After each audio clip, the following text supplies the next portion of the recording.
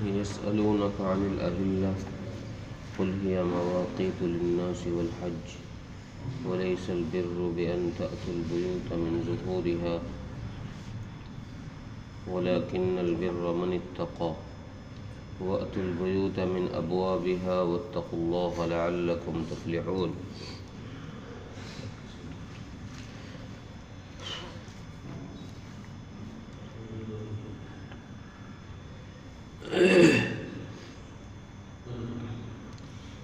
قرآن کریم میں 14 سوالات صحابہ اکرام رضوان اللہ علیہم اجمعین کے ذکر کیے گئے. ویسے صحابہ اکرام نبی اکرم صلی اللہ علیہ وسلم کے سامنے بہت کم بولتے تھے، بہت کم سوال صحابہ نے کیے ہیں. باقی امتوں کے مقابلے میں حضور صلی اللہ علیہ وسلم سے صحابہ نے بہت سوال کیے، بہت کم سوال کیے. پچھلے لوگوں نے اپنے نبیوں سے بہت زیادہ سوالات کیے تھے، لیکن کم سوال جو صحابہ اکرام نے کیے ہیں ان کو قرآن کریم میں ذکر کیا کہ کیا بات صحابہ نے پوچھی ہے. صحابہ نے کوئی فضول سوال کیا ہے یا کام کا سوال کیا. ان سوالات میں سے ایک سوال تو پیچھے گزر گیا، وَإِذَا سَأَلَكَ عِبَادِي عَنِّي فَإِنِّي قَرِيبٌ، ایک یہ سوال ہے. اس کے بعد 6 سوال اور اسی صورت کے اندر ذکر ہیں اور 6 باقی اور قرآن کریم میں ذکر ہے. کل یہ 14 سوال ہیں جو صحابہ اکرام نے کیے ہیں. ان 14 میں سے ایک سوال یہ ہے کہ صحابہ نے نبی اکرم صلی اللہ علیہ وسلم سے چاند کے متعلق پوچھا، چاند کے متعلق سوال کیا کہ اللہ کے نبی، یہ چاند جو ہے کبھی بالکل باریک سا دکھائی دیتا ہے اور پھر آہستہ آہستہ یہ بڑھتا چلا جاتا ہے، کبھی یہ پورا گول ہو جاتا ہے، پھر گھٹتا گھٹتا پھر اسی طریقے سے جیسے پہلا تھا ویسا ہی ہو جاتا ہے. اس کا فائدہ کیا ہے؟ یہاں سوال تو عام ہے، یسألونک عن الأہلہ، سوال تو یہاں عام ہے کہ چاند کے متعلق سوال کیا گیا ہے. اب اس چیز کا یہاں ذکر نہیں ہے کہ چاند کی حقیقت بیان کرنے کے لیے سوال ہوا ہے، حقیقت معلوم کرنے کے لیے یا چاند کا فائدہ معلوم کرنے کے لیے. تو قرآن کریم نے جو جواب دیا ہے ایسا حکیمانہ جواب ہے کہ اس میں چاند کے فائدے کو بتایا گیا ہے کہ چاند کے اس گھٹنے اور بڑھنے کا فائدہ کیا ہے. اور جو دوسرا سوال ہو سکتا تھا، دوسرا سوال بن سکتا تھا کہ چاند کی حقیقت کیا ہے، اس کے پیچھے کے وجہ کیا ہے، کیوں یہ گھٹ رہا ہے، کیوں بڑھ رہا ہے. تو قرآن کریم نے اس سوال کا جواب نہ دیتے ہوئے اس طرف اشارہ کیا ہے کہ اس طرح کے سوال کرنا اور ان سوالوں کی تحقیق میں پڑنا بیکار اور فضول ہے، وقت کو برباد کرنا ہے. جیسا اسلام نے اور قرآن نے علم نجوم کے پیچھے اپنی زندگیاں برباد کرنے سے منع کیا ہے، روکا کہ کوئی آدمی ستاروں کے پیچھے، بہت سارے لوگوں کو ستاروں کا علم ہوتا ہے، وہ ستاروں کے ذریعے سے حالات اور راستے طے کرتے ہیں. تو اللہ کے نبی صلی اللہ علیہ وسلم نے اس طرح کے علوم کے حاصل کرنے سے روکا ہے کہ اس سے فائدہ اتنا نہیں ہے، نقصان زیادہ ہے کہ ساری زندگی برباد ہو جاتی، ساری زندگی لگ جاتی ہے، تب جا کر وہ علم آتا ہے. اب تو خیر لوگوں کے پاس آلات آ گئے ہیں. پہلے زمانے میں سفر اور خصوصاً دریا کے سفر تو ستاروں کے علم کے ذریعے سے ہی ہوتے تھے. جو نجومی لوگ تھے جن کو ستاروں کا علم تھا، ان کو پتہ تھا کہ یہ ستارہ اس سمت میں ہے تو اس طرف وہ ملک ہے، اس طرف راستہ ہے، اس طرف موسم صحیح ہے. ان ستاروں کے ذریعے سے وہ حالات کا علم بھی رکھتے تھے کہ بارش ہوگی یا نہیں ہوگی، طوفان آئے گا، کیا آئے گا. تو پہلے لوگوں کے پاس اس چیز کا علم تھا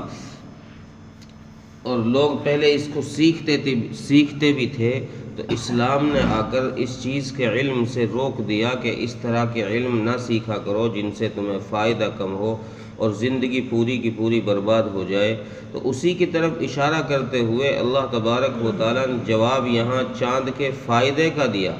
کہ چاند کے اس چھوٹے اور بڑے ہونے سے فائدہ یہ ہے کہ اللہ تبارک و تعالیٰ نے تمہارے لیے،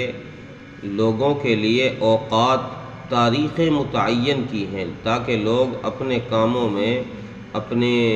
مقصدوں میں، اپنے کاروبار میں، قرضوں میں، عدتوں میں، اپنے مشاغل کے لیے تاریخیں متعین کریں، اور حج کے لیے بھی تاریخ متعین کریں۔ اس لیے اس چاند کو گھٹایا گیا ہے، بڑھایا گیا ہے تاکہ اس کے ذریعے سے حج کا صحیح پتہ چل جائے کہ کب سے شروع ہو رہا ہے، کب ختم ہو رہا ہے، اور اسی طریقے سے اور عبادات جو ہے، روزہ ہے، اس کا پتہ چل جائے کہ کب شروع ہو رہا ہے، کب چاند ہو رہا ہے، کب ختم ہو رہا ہے، شب برات کے حکم ہے، محرم کا حکم ہے۔ تو گویا اسلام نے یہاں ایک چیز یہ بتائی ہے کہ مسلمانوں کو اپنے معاملات میں زیادہ تر معاملات میں، خواہ کاروبار کے ہوں، خواہ قرض لین دین کے ہوں، یا اپنا کسی مرحوم کی عدت کے ہوں، جیسے کسی کا شوہر انتقال کر جائے اور عورت عدت میں بیٹھے تو اس کی گنتی کے شمار بھی، اس کے دنوں کے شمار بھی چاند کی تاریخ کے اعتبار سے کیا جائے، اس طرف قرآن کریم کی اس آیت نے اشارہ کیا ہے،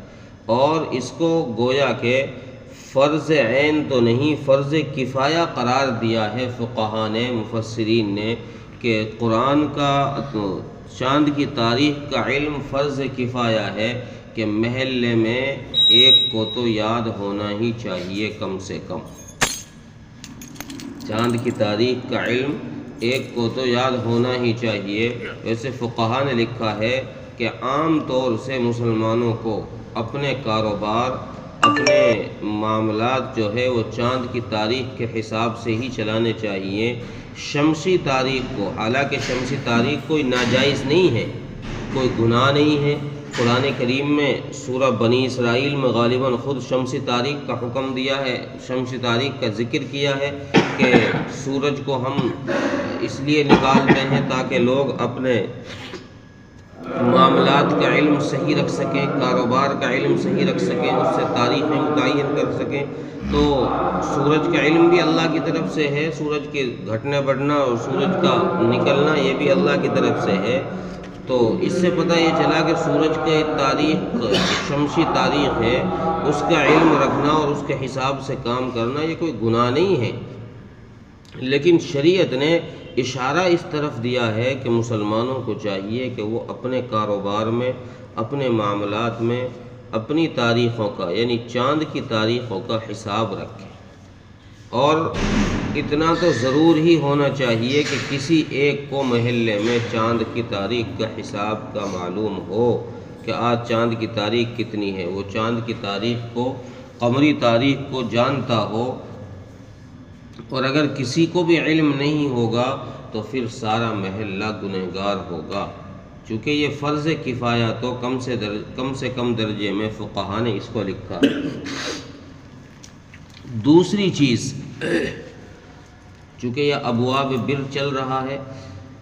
نیکی کا بیان چل رہا ہے، لیس البر ان تولوا وجوہکم، یہاں سے ابواب بر شروع ہوا ہے اور یہ سورت کے اخیر تک یہی چلے گا۔ اسی کے متعلق، اس بر کے متعلق ہی ایک بات یہاں یہ ارشاد فرمائی کہ زمانہ جاہلیت کے اندر، اصل میں اس آیت کا شان نزول یہ ہوا کہ زمانہ جاہلیت کے اندر لوگ جب حج کا یا عمرے کا احرام باندھتے تھے، اور احرام باندھنے کے بعد پھر اتفاق سے کوئی کام یاد آ گیا، بھئی گھر پہ مجھے یہ کام کہنا ہے، بچوں سے اس کام کے لیے بول کے آ جاؤ، یہ بیوی سے اس کام کے لیے کہنا ہے، گھر پہ کوئی کام یاد آ گیا، تو پھر اب یہ اس وقت کی یہ رسم تھی زمانہ جاہلیت کی کہ جو لوگ احرام کی حالت میں ہوتے تھے تو وہ پھر گھروں میں جب آتے تھے کسی کام سے کسی ضرورت سے تو وہ گھر کے دروازے سے نہیں آتے تھے، وہ گھر کی پچھلی دیوار میں چھید کر کے سوراخ کر کے پچھلی دیوار کو توڑ کر پیچھے کی طرف سے آتے تھے۔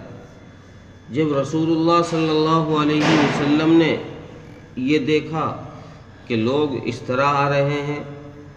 اور اس کو افضل سمجھتے تھے، پیچھے سے آنے کو، پیچھے سے گھر میں داخل ہونے کو لوگ افضل سمجھتے تھے، اور اس لیے وہ پچھلی دیوار کو توڑ کر کے اس گھر میں آتے تھے اور جو کام ہوتا اس کی کہہ کر واپس چلے جاتے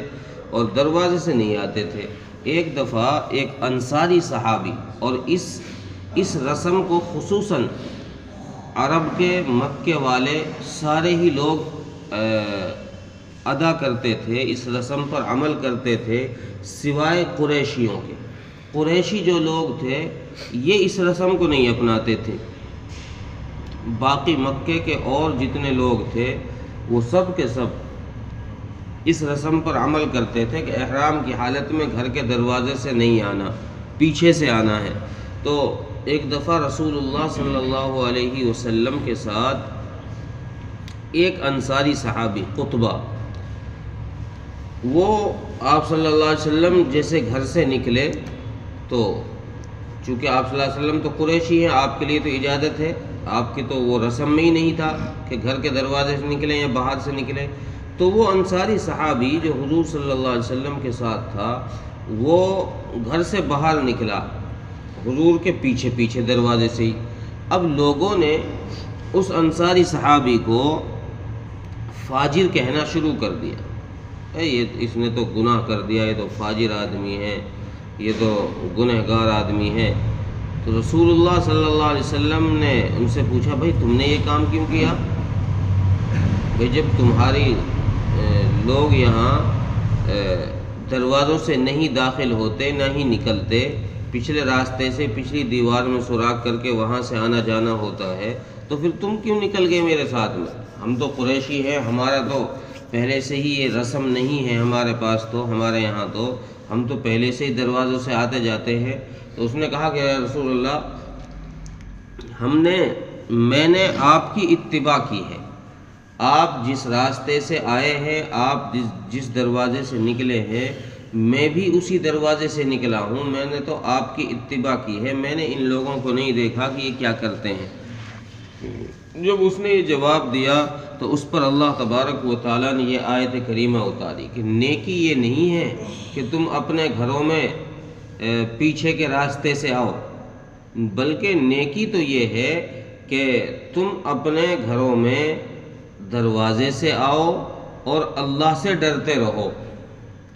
نیکی نام ہے اصل اللہ سے ڈرنے کا، گھروں کے دروازے بدلنے سے، راستے بدلنے سے نیکی نہیں ہے۔ نیکی کا مطلب یہ ہے کہ تم اللہ سے ڈرتے رہو،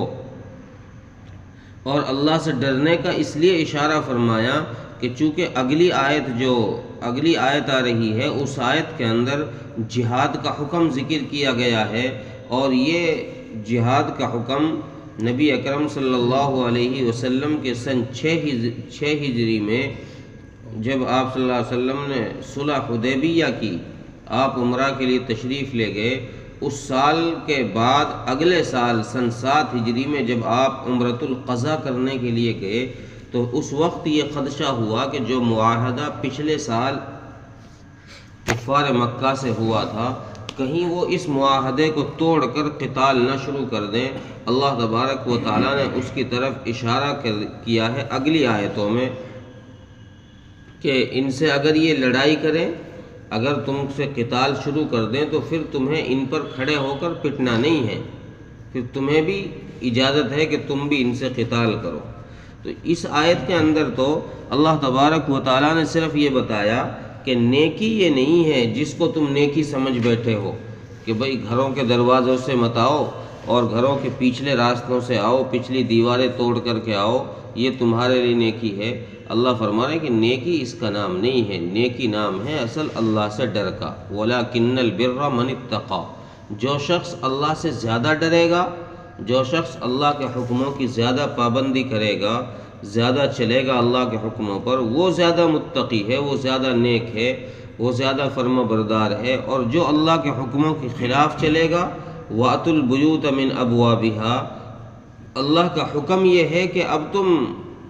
گھروں کے پیچھے سے نہیں بلکہ گھروں کے راستوں سے آؤ۔ احرام کی حالت میں اگر تمہیں کوئی کام یاد آ جائے، بیوی سے، بچوں سے، گھر کے کسی فرد سے، یا گھر میں کوئی بھی کام یاد آ گیا، تو پھر تم اس کام کے لیے پیچھے سے نہ جاؤ بلکہ وَأْتُوا الْبُيُوتَ مِنْ أَبْوَابِهَا، اپنے گھروں کے دروازوں سے ہی داخل ہو،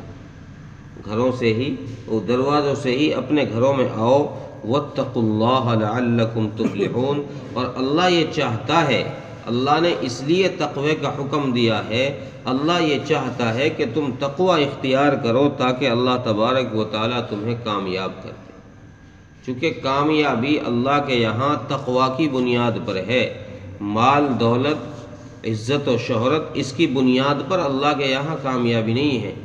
دنیا کی نظروں میں جن چیزوں سے کامیابی ہے، اللہ کی نظروں میں ان چیزوں سے کامیابی نہیں ہے۔ اللہ کے یہاں کامیابی کا ایک ہی معیار ہے کہ جتنا جس کے پاس تقوی ہوگا، اسی حد میں، اسی درجے میں وہ آدمی اللہ کے یہاں کامیاب ہوگا۔ تقوی کم ہے تو پھر کامیابی بھی اسی لیول کی، اور تقوی زیادہ ہے تو کامیابی بھی اسی لیول کی۔ جیسے اللہ تبارک و تعالیٰ نے انبیاء علیہ السلام کو کامیاب کیا، صحابہ کو کامیاب کیا، اولیاء اللہ اور صدیقین اور شہداء کو کامیاب کیا، کہ ان کے پاس جس سطح کا، جس کے پاس تقوی تھا، اللہ تبارک و تعالیٰ نے اس کو اسی سطح کے اعتبار سے جنت میں کامیابی کے ساتھ پہنچا دیا۔ ترجمہ دیکھیں۔ یسألونک عن الأہلہ، نبی جی یہ لوگ آپ سے چاند کے بارے میں سوال کرتے ہیں۔ قل ہی مواقیت للناس والحج، آپ کہہ دیجئے کہ یہ لوگوں کے تاریخ متعین کرنے کے لیے اور حج کی تاریخ متعین کرنے کے لیے ہے۔ وَلَيْسَ الْبِرُّ بِأَن تَأْتُوا الْبُيُوتَ مِن ظُهُورِهَا، اور نیکی یہ نہیں ہے کہ تم اپنے گھروں کی پچھلی دیواروں سے اپنے گھروں میں داخل ہو۔ وَلَكِنَّ الْبِرَّ مَنِ اتَّقَىٰ، لیکن نیکی تو یہ ہے کہ جو تقوی اختیار کرے۔ وَأْتُوا الْبُيُوتَ مِنْ أَبْوَابِهَا، اور اپنے گھروں میں دروازوں سے داخل ہو۔ وَاتَّقُوا اللَّهَ، اللہ سے ڈرتے رہو، تقوی اختیار کرو۔ لَعَلَّكُمْ تُفْلِحُونَ، تاکہ تم کامیاب ہو جاؤ۔